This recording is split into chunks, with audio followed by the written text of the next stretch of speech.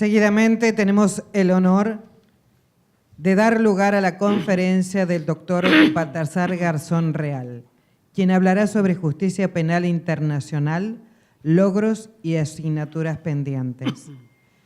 El doctor Baltasar Garzón es juez y abogado. Desde el año 2012 es asesor internacional de la Secretaría de Derechos Humanos de la Nación Argentina, con rango de subsecretario y representante del Ministerio de Justicia y Derechos Humanos en el Consejo de Administración del Centro Internacional para la Promoción de los Derechos Humanos, categoría 2 de UNESCO en Argentina, ejerciendo el cargo de presidente. Seguidamente escucharemos la disertación del doctor Baltasar Garzón Real. Muchísimas gracias. Buenas tardes a todas, a todos. Y especialmente gracias a la asociación, al sindicato de la Asociación Bancaria por permitirme estar esta tarde con todos vosotros, con todas vosotras. Para mí es un placer, una vez más, estar en una mesa, en un auditorio, con mi buen amigo, hermano Hugo Omar Cañón. Él hacía mención a una fecha, octubre de 1989, cuando impugnó uno de los indultos generales otorgados por el presidente Menem. A lo largo de mi conferencia, de mis palabras, se van a ver en más de una ocasión confrontados los poderes del Estado, el poder ejecutivo con el poder judicial, o también el legislativo con el judicial y con el ejecutivo. Veréis cómo en la lucha contra la impunidad suele acontecer, y sobre todo cuando se trata de crímenes masivos, de crímenes internacionales, de crímenes de lesa humanidad, crímenes de guerra o de genocidio. En definitiva, de terrorismo de Estado. Esa fecha, esa decisión del fiscal general de Bahía Blanca, Hugo Omar Cañón, en aquella época, marcó una postura que no siempre es la que debería de titular al Poder Judicial en cada uno de los momentos de actividad a lo largo de la historia. A veces hay un refrán, una afirmación, que es mucho más honorable morir de pie que vivir de rodillas. Desgraciadamente el Poder Judicial se ha puesto demasiadas veces de rodillas frente al Poder Ejecutivo, frente al Poder Político. Afortunadamente, en aquella ocasión no aconteció. Hugo hacía referencia a la lucha de Latinoamérica contra la impunidad o por la justicia. Y hay algo que para mí cada vez es más evidente, y es que en toda esta contienda, en toda esta batalla permanente contra la impunidad, hay un elemento permanente, hay un elemento común, y es el de las víctimas. Al principio hablábamos de Virginia Obando, de su abuela, de Sergio Palazzo, de tantos otros que perdieron su vida, la libertad, que fueron torturados. No, es que estoy más, he dicho muchos más. No, me estoy refiriendo a los vivos y que están aquí. Me estoy refiriendo a esos otros muchos que perdieron la vida, que fueron secuestrados, que fueron desaparecidos, y aquellos otros y otras que, estando en esa situación, lograron salir de la misma para dar testimonio de lo que aconteció, y simultáneamente todo el movimiento de víctimas de la sociedad civil, que han sido los y las impulsores de ese combate permanente frente a la impunidad. Los jueces unas veces han actuado, otras veces no. Los fiscales también. Los abogados han defendido, otras veces no tanto. Han generado movimientos en momentos muy difíciles.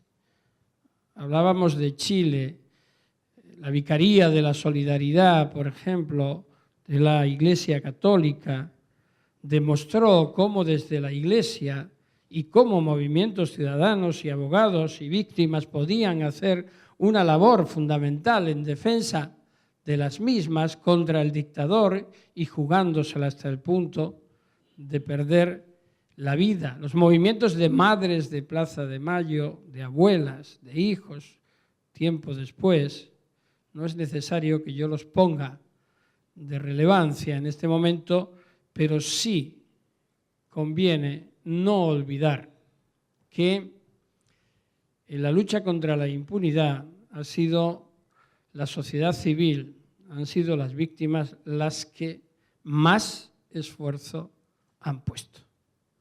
No ha sido una lucha institucional, no ha sido el Estado como debería de haber ocurrido.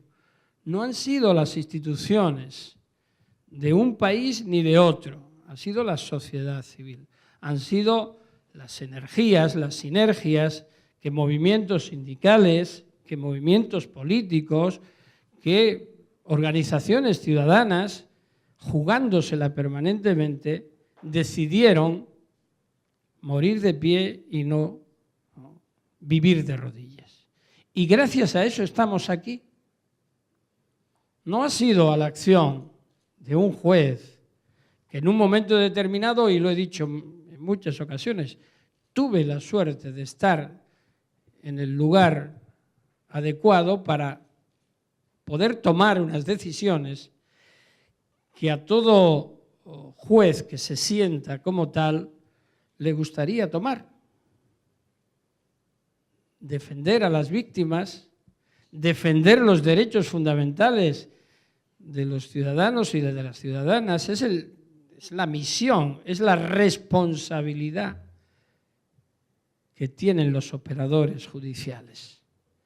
Por tanto, cuando ante un juez se presentan cientos de víctimas denunciando y poniendo de manifiesto una acción sistemática contra la vida, contra la libertad, contra la integridad física o mental, pues realmente el operador jurídico, el juez, puede sentirse realizado porque está impartiendo justicia. Muchas veces, para conjugar ese aspecto que la justicia en muchos países tiene de soberbia, realmente en algunos lugares hablan de la casta judicial y no falta razón, ¿no? Muchas veces los jueces vivimos,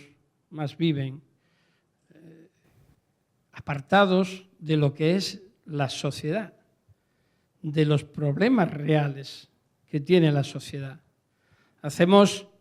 Nos hacemos medidores de normas, tomamos la regla y el lápiz y trazamos dónde llega la aplicación de la ley 1428 y hasta dónde llega el ángulo de aplicación de la norma 23.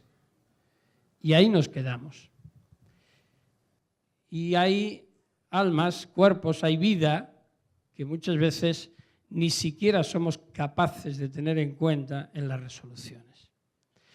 Y ahí es donde se produce una fractura entre lo que es la sociedad y la defensa de la misma desde la institucionalidad del Estado.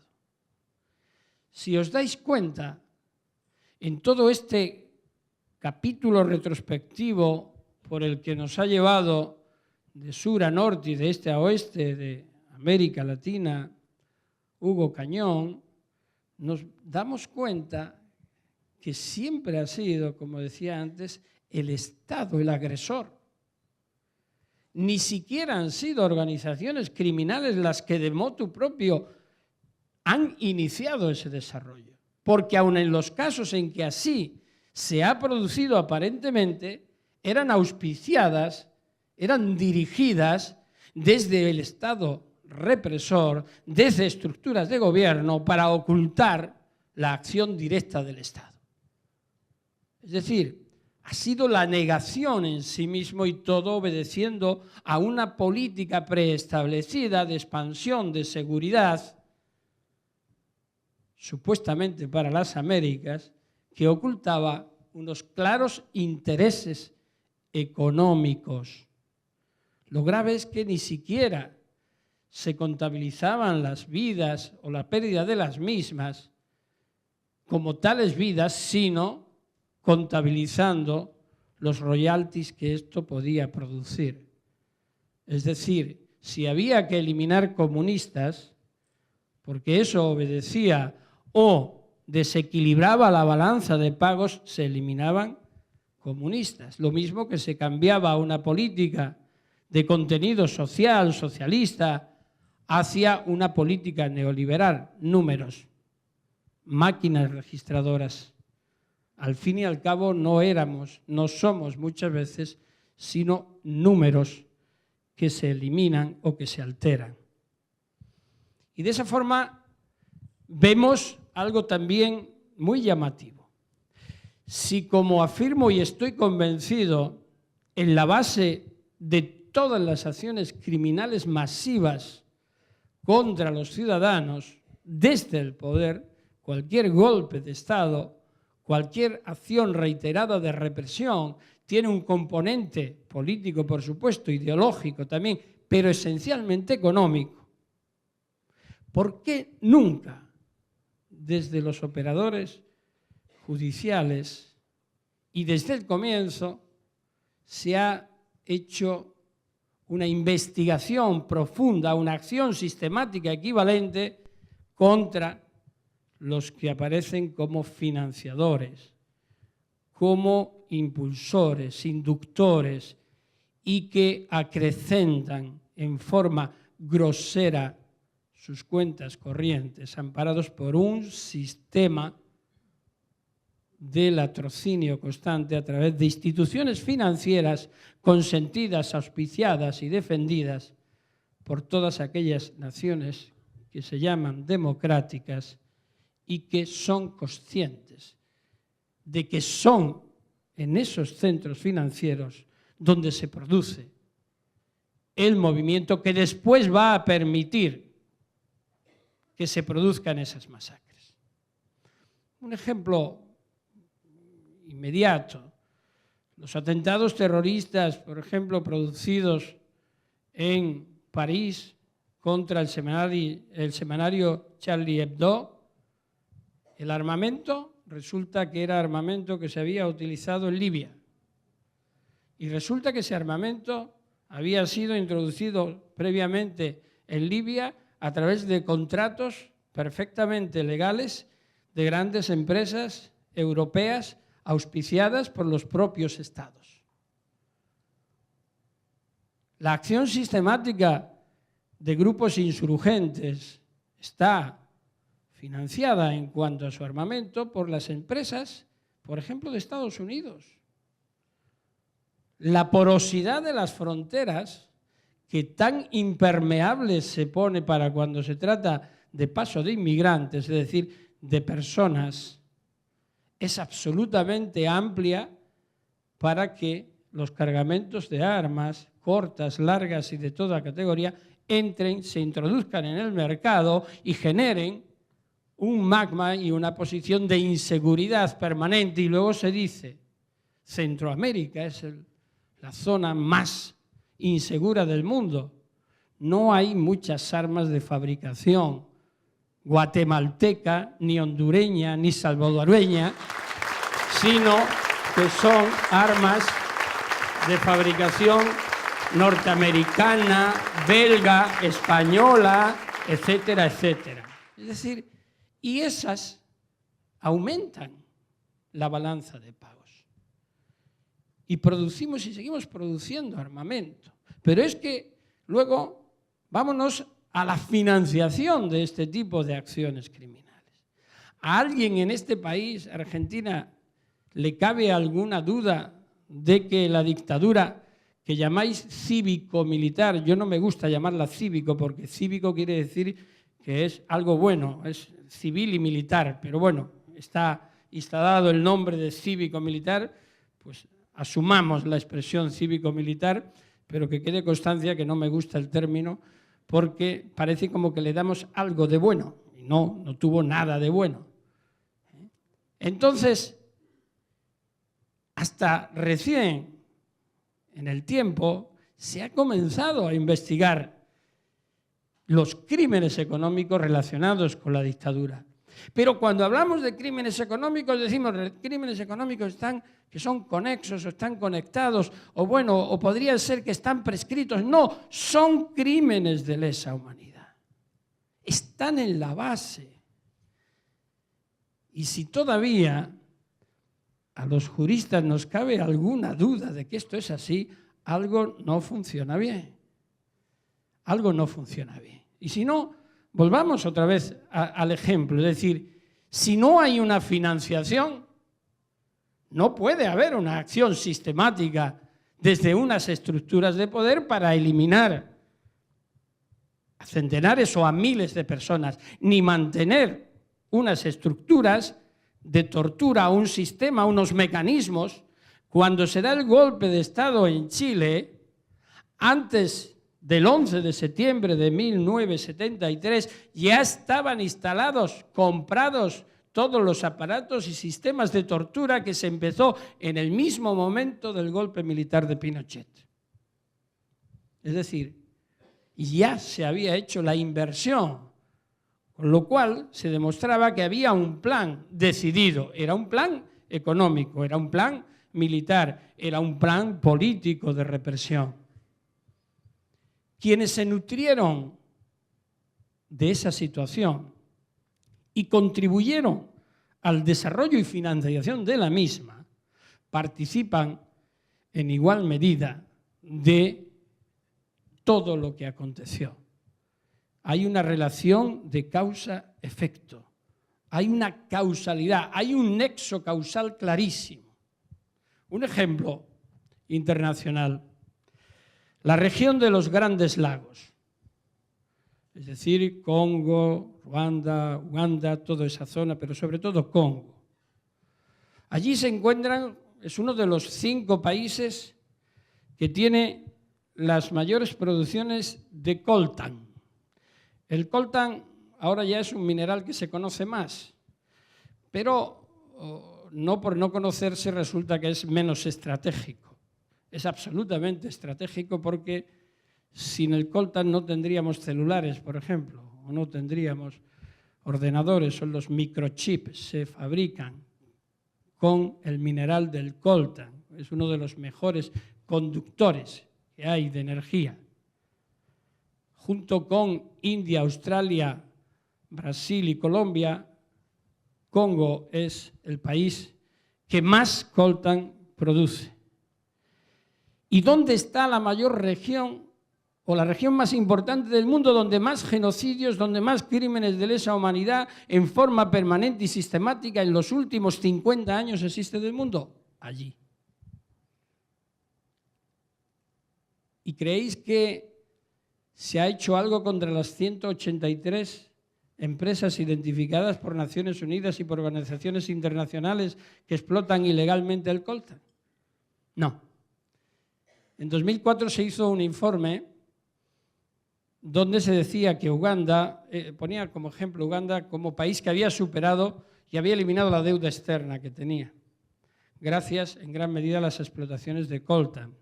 Pero sabéis un pequeño detalle que no se desvelaba ahí y que luego se desvelaba en otro informe de Naciones Unidas, que en Uganda no hay ni una sola mina de coltan, ni una, ni en Ruanda. Y aparecen Ruanda y Uganda como los países mayores productores de coltan. No hay ni una sola mina. Están en Congo.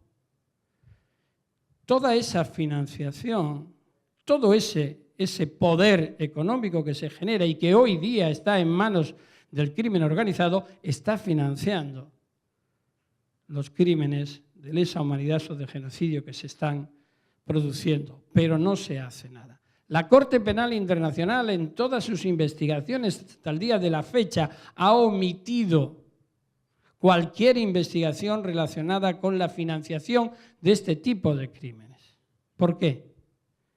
Porque si se investiga, ¿no sería sostenible la misma? Porque hay otros intereses que la cuestionan.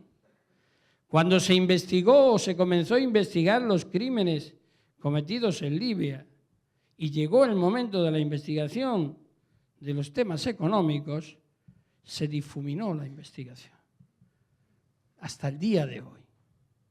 Aquí estamos ahora llevando adelante, o se está llevando adelante investigaciones, la del ingenio Ledesma, por ejemplo, o la del papel prensa que ha tomado actualidad en el día de ayer y en el día de hoy por la petición de indagatoria de una de las personas implicadas en la misma, parece todavía que es como una novedad. Y realmente anotad el tiempo que llevamos hablando o pensando en que la trama militar, la trama policial, la trama política estaba perfectamente entrelazada con la trama económica. Quiero decir con esto que el impulso de la sociedad debe ser recogido inmediatamente por los operadores judiciales. Pero cuando se trata de crímenes de lesa humanidad, de crímenes de genocidio, de terrorismo de Estado, la interpretación de la norma tiene que ir más allá. No es hacer una interpretación extensiva, que en derecho penal está prohibida, sino una interpretación más protectora de las víctimas. La indefensión de las víctimas en este tipo de crímenes es mucho mayor. No hay igualdad entre partes. Hay un desbalance absoluto, por tanto, la interpretación tiene que ir dirigida a la conceptuación de la víctima como una víctima universal, como una víctima que, estando totalmente desprotegida, pueda recibir la protección de cualquier punto del globo, de cualquier sistema judicial, para combatir la impunidad que coyunturalmente pueda existir en su país, en el lugar donde se cometieron los hechos. Cuando iniciábamos las investigaciones en la segunda mitad de los años 90, con la detención de Pinochet, con las investigaciones que se referían aquí a Argentina, la detención del militar Stilingo, Adolfo Stilingo, o de Ricardo Miguel Cavallo, que fueron las dos personas que fueron directamente sometidas a procedimiento en España, aunque el segundo finalmente fue devuelto en extradición a Argentina y está condenado a cadena perpetua, Ricardo Miguel Cavallo, mientras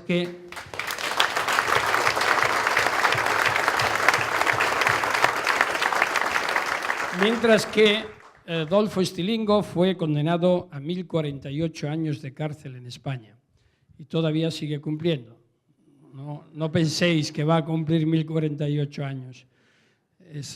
Pero es bueno explicarlo, porque muchas veces dicen, bueno, esto es casi una broma, ¿no? Todo el mundo sabe que nadie va a cumplir esa pena, pero lo que quizás no sepan y la razón por la cual se establecen esas penas es porque cada víctima necesita su respuesta. Cada hecho delictivo tiene que ser enjuiciado, imputado y demostrado para que pague por él. Aunque el cumplimiento se reduzca luego a una cifra de años de privación de libertad que en unos países es de una forma más o menos grave. Pues bien, cuando abríamos ese camino, esas avenidas, en este caso de la justicia, a las que se refería Salvador Allende, había una discusión permanente, me la recordaba Hugo cuando decía estos son los represores nuestros, pero son nuestros hijos de puta, ¿no? Son nuestros. Claro, eso no, es un grave error. El manto protector del Estado se extiende muchas veces cuando se trata de este tipo de crímenes para proteger a los represores. No, estos no delinquen cuando dieron un golpe de Estado, cuando persiguieron masivamente a las víctimas, no estaban ejerciendo el poder democrático, la esencia del poder respecto de un Estado, sino que estaban anulando la propia idea de Estado democrático. Luego entonces, si son crímenes internacionales, ¿por qué tienen que buscar la jurisdicción propia para ampararse, para protegerse, no para que les investiguen? El gran cambio que se produjo en el año 98 fue este. Yo me acuerdo con la detención de Pinochet que en la campaña electoral en la que estaba Lagos y Lavín, ganó Lagos en el 2000, enero del 2000, pero oír a Lavín, que era el candidato de la derecha pinochetista, decir yo quiero que se juzgue a Pinochet en Chile, era una maravilla. Es decir, bueno, estaban reivindicando que Pinochet volviera a Chile para que se le juzgara allí. Oír eso de la derecha pinochetista, bueno, aparte de eso decían lindezas sobre mí, ¿no? Pero se compensaba. Pero se empezó a debatir, es decir, el principio de territorialidad penal y de soberanía penal. Pero, ojo, no como algo entendido para proteger a las víctimas, sino para proteger a los represores. Eso es muy grave. Entonces, desde entonces hasta hoy hemos ido un poco avanzando, ¿no? Y yo creo que en este tipo de crímenes hay algo que hemos conseguido, aparte de que la acción judicial concertada abre esas avenidas, y es el principio de soberanía compartida. Es decir, aquí no se trata de generar una impunidad, una protección territorial de los criminales, sino de compartir la soberanía para proteger a las víctimas y evitar que haya fronteras contra crímenes que son universales. Y eso se acepta sin ningún problema cuando se trata de narcotráfico, por ejemplo, cuando se trata de terrorismo, cuando incluso se trata de corrupción, aunque ahí hay más dificultades. Bueno, pero en fin, poco a poco vamos dándole carácter universal a la lucha contra la corrupción, cuando se trata, valga la redundancia, de trata de seres humanos. Pero cuesta mucho trabajo cuando se trata de las acciones más violentas, más graves contra la humanidad. Ahí de nuevo se produce un fenómeno curioso. Es decir, son míos, que me los den a mí. Esa sensación de propiedad y de apropiación de los represores para garantizar su impunidad es muy grave. No obstante, como digo, se ha ido produciendo ese cambio. Pero el avance que supuso esta acción concertada de distintos países frente a otros que cerraban las puertas a la justicia, de nuevo, como siempre acontece, volvió a hacerse laxo, se relajó inmediatamente. Es decir, rápidamente se recuperaron de los iniciales golpes que los dejaron un poco noqueados para empezar a recortar ese tipo de iniciativas para que no hubiera jueces díscolos que se les ocurriera emitir órdenes de detención internacional. Y en mi país, por ejemplo, ha sucedido esto. Mañana es el primer aniversario de un acto de ignominia contra miles y miles de víctimas españolas y de todo el mundo. Es el primer año de la reforma de la Ley de Jurisdicción Universal impulsada por el Partido Popular, que ahora mismo está en el gobierno, y por la que, de hecho, prácticamente ha acabado con la jurisdicción universal, si no es por la resistencia que algunos jueces o fiscales están manteniendo. Pero fijaros una cosa lo que sucede en esta historia de la jurisdicción universal, que significa simplemente que en este tipo de casos cualquier juez de cualquier parte del mundo, respecto de crímenes de esta naturaleza, tiene la obligación de proceder para proteger a las víctimas de cualquier nacionalidad. Se produce un elemento interesante. Cuando las puertas de la justicia española se cerraron para los crímenes franquistas, que incluso determinaron la acción del Estado para suspender al juez, es decir, en este caso a mí, por iniciar una investigación por la protección de las 150.000 víctimas desaparecidas desde la Guerra Civil en adelante, cuando ya se cerraron esas puertas, de nuevo se volvieron a abrir, porque en este caso la juez federal que hoy nos acompaña, María Serví de Cubría, aceptó la querella de las víctimas españolas y argentinas por crímenes de la dictadura franquista. Es decir, la acción del Poder Judicial, que a veces es inexistente, otras veces acompaña la impunidad, como nos ponía de manifiesto Hugo, también hace actos de oposición y actos de heroísmo para que las víctimas puedan encontrar ese efecto reparador que a algunos líderes políticos les lleva a decir que, bueno, tampoco estamos hablando de algo tan importante. Como dijo un político español, al fin y al cabo en España, dijo, toda la jurisdicción universal no ha conseguido más que una persona esté en la cárcel. Cuando quien lo dice es el ministro de Justicia de la época, es especialmente grave, por una sencilla razón, porque desconoce todo lo que significa la reparación de la acción de la justicia. La acción de la justicia penal es el primer elemento que se constituye en la base de la propia reparación. Cuando una víctima encuentra abierta la puerta de un tribunal, cuando se le atienden sus demandas, cuando un fiscal oye una denuncia, cuando un juez presta oídos a una declaración, se está produciendo la reparación. Yo recuerdo cuando abuelas y madres de Plaza de Mayo y víctimas en general acudían a mi tribunal, a mi juzgado, reiteradamente lo decían. A mí me decían, me daban gracias, yo decía, ustedes no me tienen que dar a mí las gracias, esta es mi obligación. Ustedes tienen que exigir al juez, no pedir, le tienen que exigir.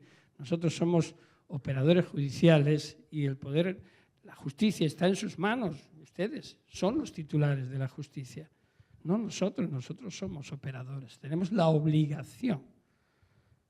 Es decir, ese sentido vicario de la justicia hay que acabar con él.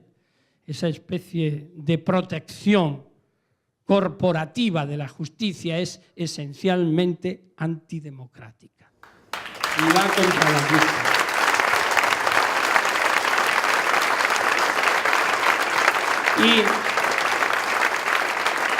Y entonces, simplemente el que una víctima que llevaba 20 años o 30 años sin poder tener acceso a una instancia judicial, que es lo que dice la Constitución,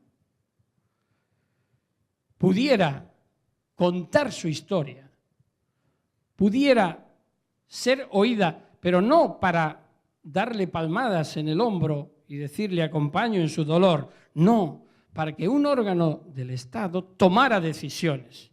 Es decir, su testimonio iba a producir consecuencias y produjo consecuencias.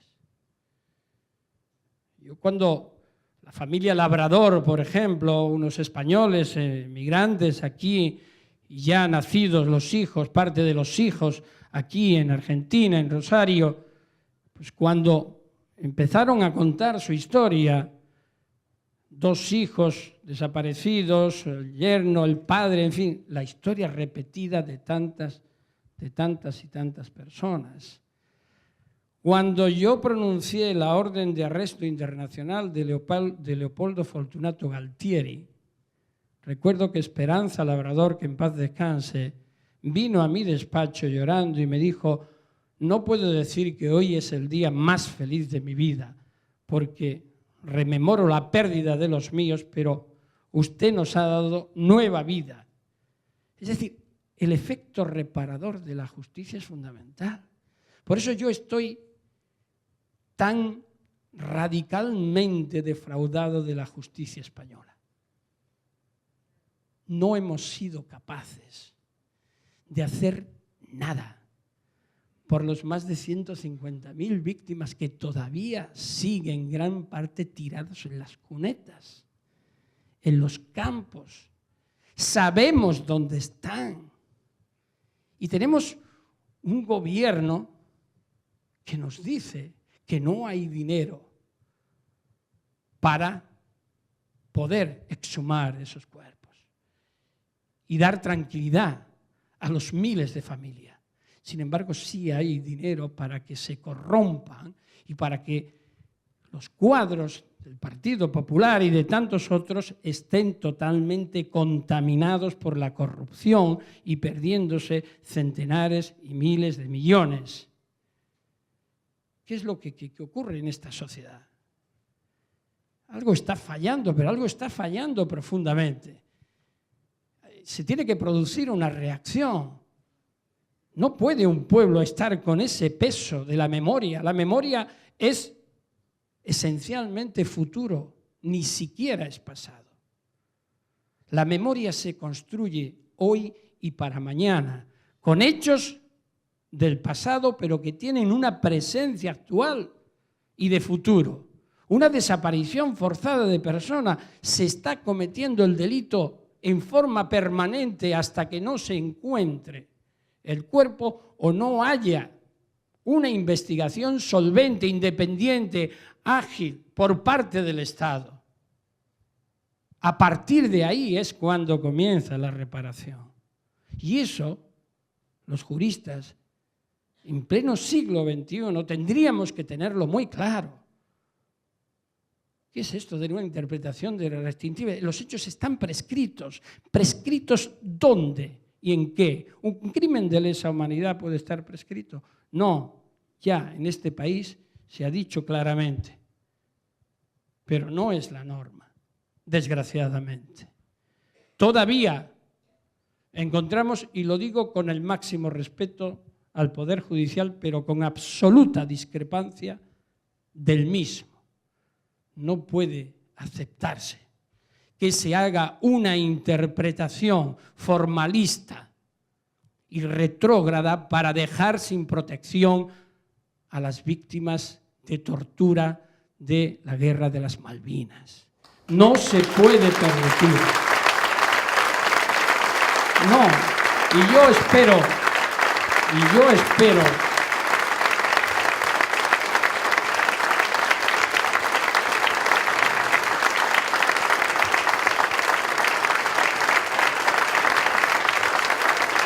Y yo espero que eso se corrija. Esta mañana hemos estado en el centro, aquí está la directora Adriana Arce, y yo con víctimas de las Malvinas, y realmente casi daban ganas de llorar. Daban ganas de llorar, porque estaba viendo mi propia historia reflejada. Y la historia 1000 veces reflejada en tantos lugares del mundo. ¿Cómo es posible que por una triquiñuela, con una formalidad, con una interpretación más que cuestionable, formal, se diga no podemos entrar en el fondo del asunto porque no se han cumplido estas formalidades? Pero ¿dónde está entonces la acción de la justicia reparadora y protectora de las víctimas? Hay que ir hacia un paradigma diferente de justicia. Y esa justicia protectora se tiene que producir en estos casos, insisto, con mucha mayor claridad en beneficio y en protección permanente de las víctimas. Esa es la obligación que tenemos los juristas. Esa es afortunadamente la línea que tribunales como la Corte Interamericana de Derechos Humanos ha tenido en los últimos años. Ha sido y sigue siendo ejemplo. Ver la sentencia por las masacres del Mozote en El Salvador de 2000, final de 2012, realmente se congratula uno con la solvencia de que hay un tribunal que todavía piensa en las víctimas, que todavía exige al Estado de El Salvador que debe dar respuesta, porque hizo trampas. Hubo una comisión de la verdad que en 1993 dijo que se tenía que administrar e imponer justicia, y la trampa vino al día siguiente con la aprobación de una ley de amnistía. Eso es revictimizar sistemáticamente a las víctimas. Y ahora la Corte Interamericana ordena la investigación y dice: una amnistía jamás puede impedir la investigación de un crimen de lesa humanidad. Y llevamos 2 años para hacerlo, y la última es decir, vamos a resolver, pero después de las elecciones. No sé qué pasa, que cuando se dicen las elecciones, pues si las elecciones en un país se tienen que producir y el país es un desastre, pues tendremos que demostrar que el país es un desastre y no tenemos que suspenderlo. En España existe la teoría del Tribunal Supremo ahora de que no se procede contra personas vinculadas a la política porque estamos en periodo electoral. Para no influir en las urnas, y digo yo, debemos ser imbéciles todos los españoles, porque si vamos a las urnas y resulta que un tribunal nos va a influir porque diga que se imputa a X personas por corrupción, la verdad es que debemos tener un conocimiento de lo público y de lo que es la transparencia muy pobre. No hace falta que lo digan, pero lo que no hace falta es que falten a la realidad. Es decir, si eso está produciendo el país, eso es lo que tiene que conocer el país. Eso es lo que tienen que conocer las gentes que van a ejercer su derecho al voto. Insisto, los triunfos, los adelantos que hemos conseguido en Latinoamérica y en todo el mundo en el área de la aplicación de principios como el de jurisdicción universal frente a la impunidad están en riesgo. Afortunadamente, en este país, Argentina, se está dando un ejemplo único al mundo en este ámbito. Quizás no sepáis, pero la presencia de Argentina en todos los organismos de derechos internacionales es constante. En todos los organismos de derechos humanos, en el Comité de Desaparición Forzada de Personas, en el Consejo, en el Comité de Derechos Humanos, en las relatorías, en todo sitio, allá donde vaya, allá donde acudes, encuentras la presencia de funcionarios y de activistas argentinos y argentinas. Esto tiene un valor impresionante, esto tiene una explicación. La explicación es que más allá del signo político que cada uno y cada una de los que estamos aquí tenga, aquí ha habido una política de defensa de los derechos humanos por la verdad, por la memoria y por la justicia a partir de 2003. Y eso no hay quien diga lo contrario. Muchísimas gracias.